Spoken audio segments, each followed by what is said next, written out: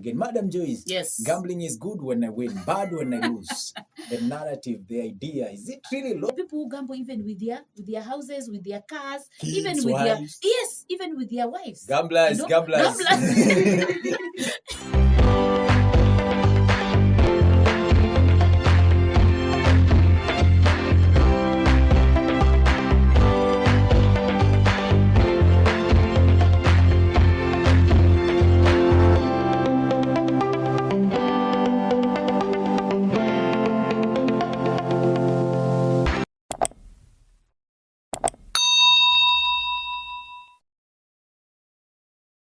Madam Joyce, yes. Good morning to you. Good morning to you. Mkaji?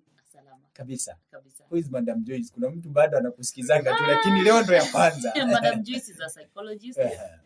Is a professional psychologist and then I'm also a career counselor. Currently director office of career services in Chuka University. That is who I am. That is Madam Joyce. Yes. Brief and perfect. Ukitaka kujua sana inaitwa Touch of Grace. Touch of Grace. Ukitaka kujua sana Touch of Grace imemdescribe vizuri sana kuanzia video number 1 mpaka video number last. Na video number last ni hii. Na si ati ni last kabisa, ni last kufikia saa hii. Kuna zingine tamu pale nimekuwa nikiona pale. All the way Madam Joyce Mghoi. All this do we define the term gambling linafaa kukua? Sisi ndio tunaielewa vibaya. Hivi mnajiita investors, mnajiita waumini, mnajiita watu wenye wako na hope. What about this gambling? Gambling is it means playing or playing a game of chance. Basically that's what it means. Gambling is playing a game of chance for money or for any property or win of some kind. And it's actually, as you're saying, it's pata potea. Wow. Yes, you win or you lose. Should we gamble? Matuachane nayo. Okay. There are many reasons why people gamble.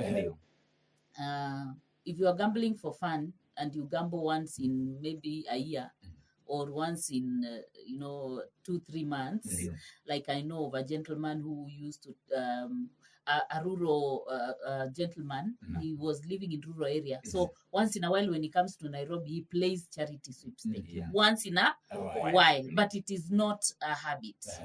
Then it's fine. But you see, some of these things, they graduate. They graduate and they become compulsive gambling, and therefore addiction sets in. And that's why I was to ask you, is it really possible to gamble once in a while? Yes, if you're not gambling for a certain reason. If it is not compulsive, you can gamble once in a while. All of us probably at one time in our lives, we gambled. Exactly. At one time in our lives. Maybe you just, like sometimes maybe there is a fundraising and then you are told there, buy a ticket. There are some gifts to win. Sometimes there is such a fundraising. Kuharambe. Wanakuambia nunua ticket, 20 bob. There are some gifts that will be won.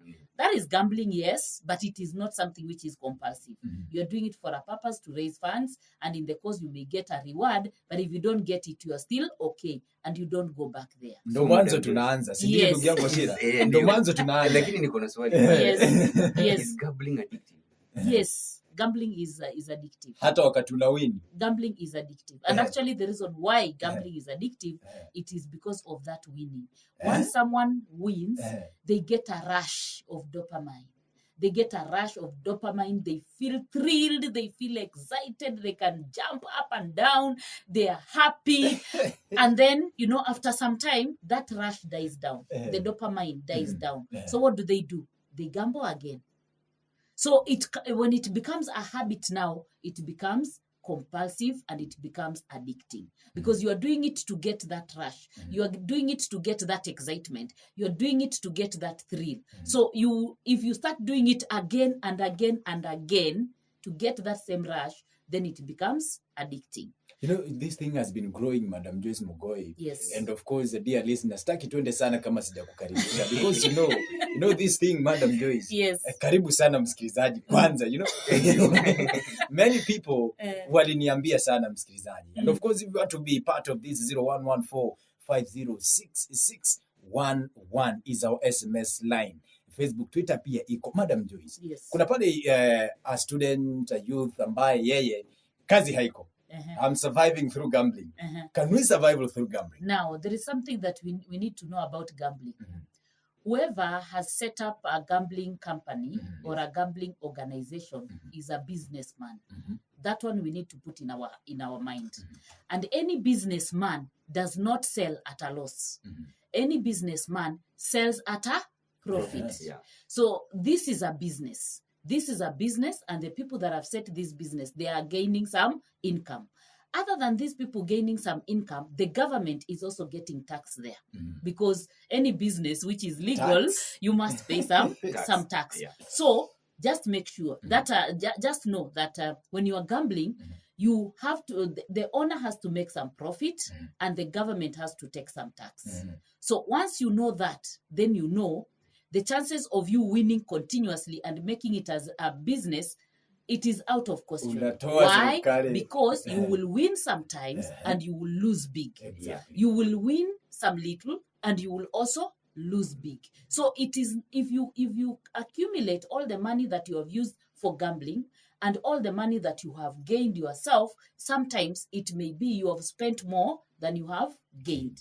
You have spent more as you have gained. Now, let's understand this, that these are a group of people. Maybe 1 million people are gambling. Maybe Sport Pesa, if we give an example. They are gambling. They are doing this Sport Pesa, using the company Sport Pesa. Now, these are 1 million people. Out of these 1 million people, there may be one big winner and so many small losers. Because this person is making what? Money. The owner of Sport Pesa is making what? Money. He has to make interest, he has to pay his workers, and he has also to pay taxes to the government. So if you win and you go celebrating, just know there is someone who has lost and has gone crying. Hiyo pesa unakula ni ya wenyewe. Yes, exactly. Actually ni ya mwenzako. Ni ya mwenzako amepoteza. Because that is what happens. Now, for you to continue to gamble, there must be a winner, so that it can continue to encourage you that so and so won, I can also win. So you continue. It is actually like dangling some meat, so that when you are seeing it, you are moving closer to that. But in the real sense, you may not get that. How many people really win big to actually move out of their poverty, as you are saying? If it is you are doing it because of it's a job. How many people really become rich because of gambling? The statistics show. Actually, for what I saw, most of them, when you win, yes, they get rich in a very short period of time. Yes. Now, they again go back to poverty. Within a short while. And now the reason, within a short what is the reason? What is the science behind this? The reason is the same, that when you are winning, you get a dopamine rush. So if you are addicted to gambling, whatever you have won, you are likely to take it back to gambling. Whatever you have won, you take it back to gambling. Whatever you have won, because it comes like it is money that you have not worked for. That is why the youth that gamble. One of the students told me that the highest amount of money he has gotten through gambling was 14,000. And after a night, the next day, he didn't have the 14,000. Why? Alipiga sherehe na marafiki, akafurahia. And he woke up in the morning without that particular money. Now, I want to say this. There are some few people that have used gambling money well. One of them is a gentleman called Korir from Eldoret. I think he comes from Eldoret or Rift Valley. He won 240 million. Jackpot. Exactly. And he used that. He said he put that money in the bank for 6 months. Without touching it, so that he can find out how he can be able to invest it. There's also a lady who won 22 million also. And this lady only, she started betting for only a month or so. And she was doing it secretly. So when she won, the husband told her, kwenda huko, these messages of con people, I don't want to see them. But in the real sense, she won 22 million. I don't know how they invested. I also know of a gentleman that bet 80,000, and it was money for fees, and he was given to pay for somebody. So when he was given, he said, let me just invest it here, as you are saying, let me put it here, and then so he did it in two phases, 40, so that it can come back. And in the real sense, nothing came back. Wow. He wrote a letter to the mother, Yeah. told the mother what he has done, and he hung himself. Wow. So The aftermath. the aftermath of gambling, the aftermath of gambling. So really, in the real sense, you can't do gambling as a job or as employment. Go and look for something. You can even sell beans that you are seeing. This is a kilo of beans and I'm selling it at this much money. But you cannot gamble with your money hoping that you're going to break even, or you're going to be rich, or you're going to make it as a life, as an employment or a job throughout your life. Because as the word says, it is gambling. Pata potea. You may gain and you may not gain. You know, Madam Joyce, Yes. kuna tukiongea sana kuhusu gambling sana naiona kwa youth sana. Yes. Na mostly tunaweza sema ni student. Yes. Ambao wanajiingiza kwa gambling. Yes. Kunaweza kuwa na reasons gani ambazo wanajiingiza kwa hii kitu na wanatumia pesa pale? Where are they likely to get this money from? They are getting money, of course, from their parents. They are getting money from their parents. That one is for sure. And from friends, probably. That one is for sure. But one of the reasons why people gamble, as he said, unemployment. Actually, I watched documentaries of Uganda. Very young people, very young youth actually gambling. They wake up in the morning, they go to the gambling parlor, they buy tickets, they wait there, and the anxiety of waiting for you to win or to lose actually makes you not to do anything else. So one reason is, of course, poverty and the hope or promise for a better life, and hoping that you will be the one to hit the jackpot, and therefore you'll be the one kuomoka. Wewe ndio utakuwa umeomoka. Umeomoka, wewe ndio utakuwa babalao. Then idleness is something that also brings in gambling. People gamble because they are idle, and therefore they just looking for something that will make their day a bit interesting. Peer pressure, peer pressure. Like if someone hears you are gambling, they will say, I even mean tajaribu. Ukimwambia niliwin 500, they will also say, hata mimi niko na 200 hapa. I may also win the 500. So peer pressure. Then we have also personalities. There are people with compulsive personalities. Actually, there are people compulsive personality, and they take risks. They are impulsive. They also take a lot of risks. Those are people who will easily go for gambling. Then we also have wrong spending habits. If you have your 200, why not budget it properly and spend it instead of saying, let me go and gamble it? Actually, if it goes, what is going to happen? You become more miserable than you were, because it's a game of chance. It's a game of chance. Then we have also childhood traumas. We have people that gamble because of childhood traumas, maybe abuse, maybe some pains that they went through when they were young, things to do with depression and all that, and therefore they also gamble. But I also want you to note that anybody who gambles, or most of the people that gamble, it goes together with something else. Maybe nicotine addiction. They are heavy smokers, or maybe they take drugs, maybe weed, or maybe alcohol addiction. So gambling sometimes doesn't go alone. Gambling sometimes goes together with some of these things. That's why I'm telling you, a student won 14,000, and then the following day the 14,000 was not there. How did they use it? Of course, akachafua meza.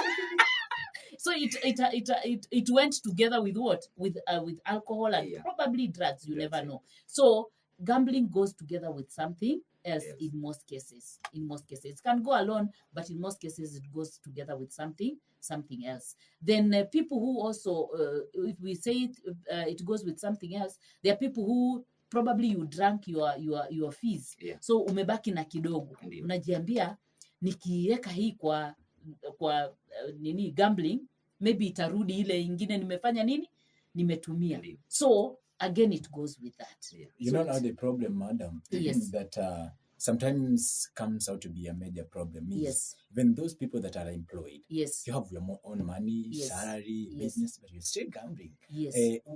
The motivation behind this, Madam Joyce, it is not really because of money, because you already have money. You already have money and you want more. Why not? Why? Pesa haitoshi. Pesa huwa haitoshi. Now, I want to say this, that gambling, just the way I said before, it works on the brain. What does gambling do on the brain? When you hit a jackpot, or generally you win, it releases dopamine. It releases a pleasurable feeling. It releases they feel happy hormones, which is a good thing to somebody. So what will happen? Once the person has probably won, and then they get that happy feeling, they will, after the happy feeling has died down, maybe the next day, they still feel they want that rush. So you see, they get addicted to that rush of dopamine, that feeling, that happy feeling, that chemical, that pleasurable chemical, and therefore they keep going back over and over again. It's just like when people, are watching football. There is a rush. There is a feeling, there is a feeling that you get, there is a rush that you get. Tomorrow, if you hear there is a football, you also want to do what? To watch. So really, gambling just works like drugs. It gives that rush. It gives that adrenaline rush, and someone will go back over and over again. So yes, these people are not really looking for money. They already have the money. They can budget it and they can use it the whole of the month if they want. But they have this habit that has become compulsive, that has become addicting, that they must continue to feed it over and over again. That's how now it becomes addicting and it becomes almost a disease. Yes, Madam Joyce. Yes. Hapa kuna jamaa anaitwa Mghoi MJ, ametoka kule Marine. Yes. Ananiuliza, can gambling affect your studies? Very much. You know what gambling does? Either you are expecting and anticipating. You have the anxiety. You have put a bet. Yes. Game inachezwa, maybe inachezwa saa 8. Na sasa umeshaweka bet. So akili yako iko saa 8, after saa 8 what is going to happen? So you are anxious about the game. You're anxious about the game. You go to class, you cannot concentrate. You are thinking, what if I win? What if this happens? What if you are anxious? That period is the period of anxiety. Then the game is played, and then now you realize either you've lost or you have won. If you have won, the dopamine rush, the excitement, the thrill, again, it's still affecting your studies. You're not concentrating on your studies. If you have lost, the crying, maybe not crying, but the misery, the depression, the frustration. And then after the misery, the frustration, the depression, what happens again? Someone says, now how can I lose if it's 500, how can I lose my 500? I must bring it back. So already you start strategizing for the next game. So that you can recover the 500 and that you lost and bounce back. There is no way you can study when you are doing that. There is no way you can study when you are doing that. I actually know of a student in another university who used to spend his time in a cyber cafe. And he really grew thin. He wasn't eating properly. He wasn't sleeping properly. He was spending all his time in a cyber cafe. Kutafuta bet. Predictions. Kutafuta bet, predict, and so on. So yes, gambling affects the studies. Number 1, you will not concentrate in your studies. Number 2, even the money that you're supposed to use for studies, you may spend it on gambling. So yes, it does affect studies greatly. Maybe I can follow it with another question. The effects now, rather than studies. The effects. The general effects of gambling. The general effects of gambling, number 1, is generally the effect on your brain. When you are having that thrill every time, and you get the thrill, you get the excitement, the dopamine rush, and then it settles down, and then finally you start again all over again. That particular cycle of your brain already is an effect in you, because you are not really concentrating. You want to have that rush almost every time. So it gives a low self-esteem. It gives a low self-esteem, especially now if you continue to lose. It really doesn't feel good. By the way, that you are betting maybe you are 3 people, lakini wewe unapoteza karibu kila saa, na kuna wengine pale wana win. It's normal, and they can feel it, Ganga. You can feel it. It gives a low self-esteem. It gives depression. It can give malnutrition, because some people don't eat, they don't eat, and they don't even think of food, and when they are eating, they are concentrating on how to cash out, match the predictions and all that. So they're really not concentrating. The poor academic grades, as we are saying, the stress, the anxiety that someone gets, and finally the suicidal ideations or the suicidal tendencies, because now when you have lost huge sums of money, because there are people who gamble huge sums of money, then there are people who gamble their wives, there are people who gamble their houses, there are people who gamble their cars, there are people who gamble their cars. Can one gamble for life? The people gamble, not life as in, of course, you never know some of these things. Wow. But there are people who gamble even with their houses, with their cars, kids, even with wives. Even with their wives. Gamblers. Especially when they don't have anything to get and they are feeling that they need to really recover. Sometimes you see them gambling such big things and it really becomes a mess. And in the process of recovering, you lose everything. You lose everything. Kamatia hapo. We are coming back.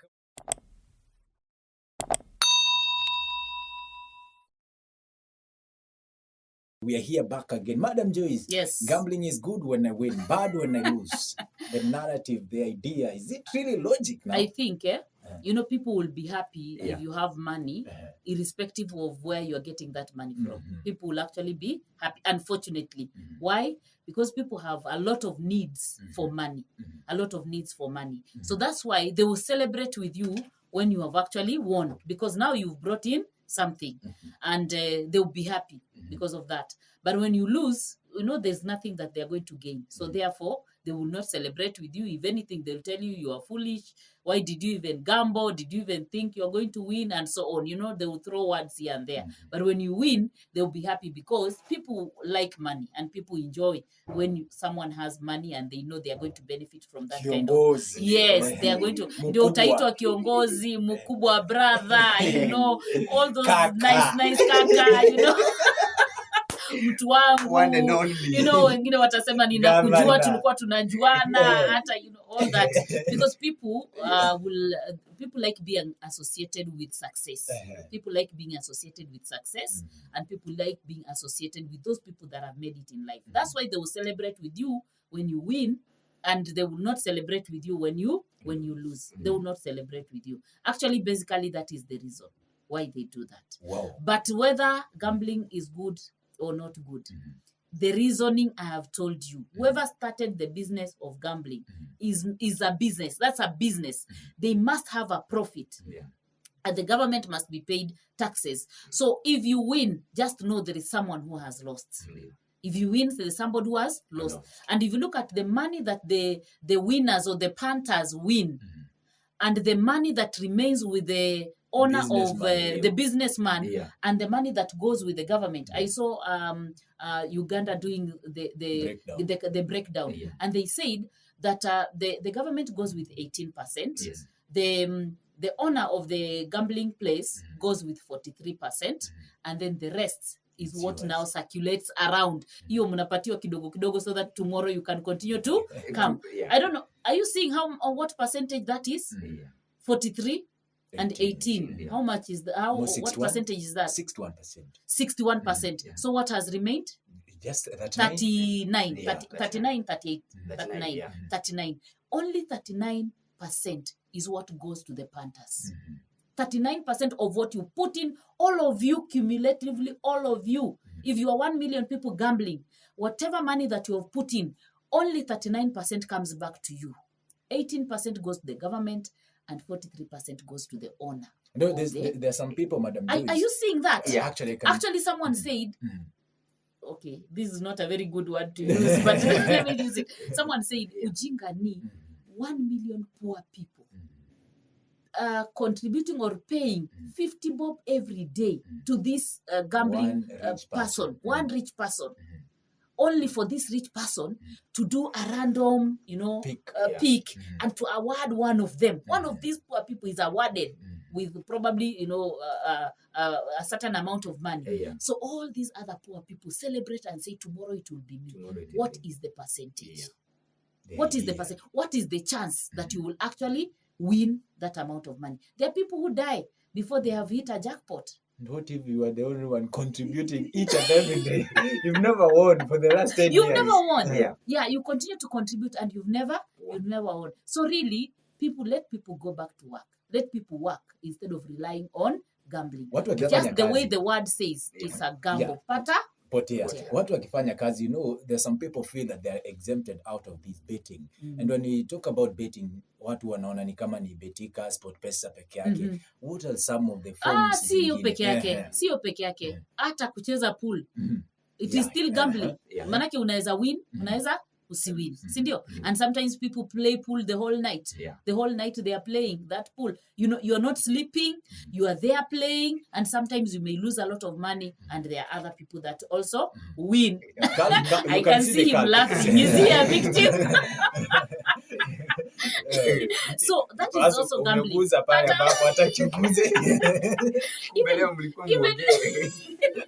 Even playing pool is a gambling. Yes. Even these ones that go on in the radio stations. Exactly. Zimepatiwa majina tofauti, si ndio? Kama gani? Inua jamii. Kama hizo. Kama hatusemi sana. Lakini hata hizo za radio, unajua kuna mtu ambaye anasikiza hiyo radio compulsively, na every time there is something they have to bet. They are wanatuma message. The more you send, the more you win. So if it is 20 bob, in a day you can send even 20 bob worth 500. Even 20 bobs worth 1,000. You are waiting to do what? To win. Hata hizo ni gambling, part of gambling. Remember, we are not discouraging anybody from anything. Even casinos, you know, even card games. There are people who play card games and they are playing it for money. Even, you know, bingo, you know, horse betting is still betting. Horse betting is still betting. Lottery is still betting. So there are a number of gambling sites, even in the internet. There are a number of gambling sites even in the internet. Actually, we are being told the people who gamble in the internet are more than those who go to the parlor. Like cryptocurrency, bitcoins. Exactly. So don't ask me. So you see, there's a lot of gambling in the world generally. Part of it in the developing countries, I think part of it is because of poverty and the hope of winning something or the hope of changing your life. The hope that you're going to win something so that you can bring home some kind of income because of unemployment and all those other challenges. But really gambling is just as that. Madam Joyce, umesema kuhusu gambling ati italeta addiction. Yes. What are the signs of addiction? The signs of addiction. Wanting to know whether you are actually addicted. Before I go to the signs of addicting, there are types of gamblers. One of them is the social gambler. And this is what I was telling you. If you're doing it as just socially, we are there raising money for a wedding, and then we are told, nunueni ticket, mtawini kitu kidogo. That is social. That is kina CJ. That is social gambling. You are told we are raising funds, maybe for a charity, whatever organization, and in the course there will be some things to be won, you know, continue to buy tickets and whatever. So that is okay. You are just a social gambler and you do it once in a while. But then it can go to a problem gambler or an addicted gambler. One who will never accept that they have an addiction. Actually, these are the people who will never accept they have an addiction. Actually, they will use those nice terms. Zile majina tamu mmesema, they will use all those. Now ukimuuliza, are you addicted? Anasema hapana, me I'm not addicted. I just do it for what? For fun, you know. I do it for fun. Then there is the pathological gambler, the one who will lie about gambling, the one who will cheat, the one who will steal, the one who will borrow money, the one who will to gamble. They will borrow money, they will lie, they will give all sorts of. This is pathological. They are pathological completely. So that they can continue with that behavior. They can go to any length. They can even sell their property. There are people who sell their property and to go and do what? Bro, and gamble. Yes, this is a pathological gambler. So there are those types of gamblers, but you can be able to know. There are signs that you can see so that you can know that you have a problem with gambling. So mnaeza jirete, mjue mahali muko. If you're spending more money on gambling than you can afford. If you're spending more money than you can afford. Like, let me tell you, the guy I'm telling you called Korir from Rift Valley, and he has really invested because of that money, 240 million. Wow. He was talking about it, and he said he has never betted more than 500. he has never. You know, that's someone who is in control. Because he can afford more than that 500, but he is not betting it all. So if you are betting all that you have, you are betting more than you have, that means there is a problem with gambling. So if you are spending more money on gambling than you can afford, there's a problem. If you are spending more time in gambling than any other activity, you are missing classes, you are missing a function, you are missing your meetings, you are missing socialization, you cannot even go to church, you cannot go to any social organization because you are doing what? Gambling. There is a problem. Spending all your time in gambling. If you're feeling anxious and stressed when you have gambled, there is a problem. The anxiety, the feeling that you need to win and so on, that shows there is a problem. You are actually getting addicted. If you lie because of gambling, you are addicted. If you borrow because of gambling, you are addicted. If you steal because of gambling, you are addicted. If your relationship starts getting destroyed because of gambling, there is a problem. If you're having debts because of gambling, you have a problem. So those are the signs to tell you, I have a problem. Wow. No, Madam Joyce. Yes. Kuna mzazi pale anakusikiliza and mtoto wake amekuwa a victim of this. Nitajuaje my daughter, my son, they are gambling so that hata niwasaidie wasiendelee kugamble? You will know. Because their behaviors will start changing. Like maybe wako kwa nyumba, like now when we are talking about playing pool the whole night, mtoto wako wapi? Ako wapi kama hajaingia kwa nyumba? Na akikuja uoni kama alikuwa analewa. Ako soba sana, lakini ako restless. Tuko na cubes. So ukikula wewe. Una cubes, ukikula wewe unakuwa stable. You can hear from the horse's mouth. Okay. So mzazi anaweza jua kama mtoto wako restless, kama mtoto ameanza kudanganya, kama mtoto ameanza kuchukua vitu pale na pale, aende auze ndio apate pesa. Kama mtoto all of a sudden akona pesa, then within no time has nothing. Those are signs that this person is gambling. Kama mtoto ana disappear from the house for some time, ana reappear, ako restless and all that, it shows that that child is in a behavior that is not right. So the parents need to be on the lookout. No, madam. I'm a gambler and I'm kinda addicted. I have tried to kuacha, but it is not easy. Of course, sometimes it might not be easy because maybe you are winning and losing at the same time. But the amount of win you get is somehow high. It goes. Yeah. So, Madam Joyce, what's the idea out of this vice? To come out of this vice, or to come out of this idea, or to come out of this behavior, there is always a way forward. As I always say, there is hope. The only thing is, are you willing? The only thing is, are you willing? If you are willing, there is always a way out. One of them is therapy. And in therapy, the therapist will find out about probably even your childhood, how you grew up, what is happening with you at that particular time. They'll try to find out about whether you have had any traumas at childhood or personality problems or compulsive behaviors, or whether you have other core conditions like drugs, whether you are taking drugs. So the therapist will be able to find out all that. And then you can also, if you have not or you are not able to visit a therapist, you yourself, you can take stock of your life. You taking stock of your life is pausing where you are and counting the costs, counting the cost of that particular behavior, counting what you have been, probably you have lost, and probably what you have gained vis-a-vis what you have gained. And even if there is what you have gained, what does it cost to gain that? The anxieties that we are talking about, the depressions that we are talking about, the lies that we are talking about, the stealing, the, selling of things and all that. What does it really cost for you to have this? So you need to sit down and take stock, find out really how this behavior is either helping you or not helping you. Then after that, you can be able to get social support. The beginning of solving a problem is accepting you have a problem. Without accepting you have a problem, nobody can help you. How can we help you and you don't have a problem? According to you, uko kwa njia yenye inafaa. So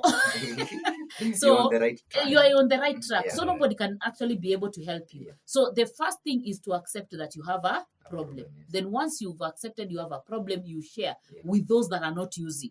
Because if you share with those that are using, they will tell you, hii kitu si mbaya. It is not as bad as you are seeing it. So you share with people that are not using or with people who are not gambling. Once you get the social support, you can, once you are tracing, you start tracing your emotions and your feelings, monitor your emotions, monitor your feelings. Once you do that, you can be able to know when you are about to gamble or when you are about to fall. When you are about to gamble, you reach out either by a call or by or going to see those people that will help you or give you social support, because social support really helps people to come out of addicting behaviors or behaviors that are not right. So you either call someone and talk about it, or call your therapist and talk about it, or call those people that are giving you support to be able to come out of that. Then another thing is to keep off from those areas or those sites or those places of gambling.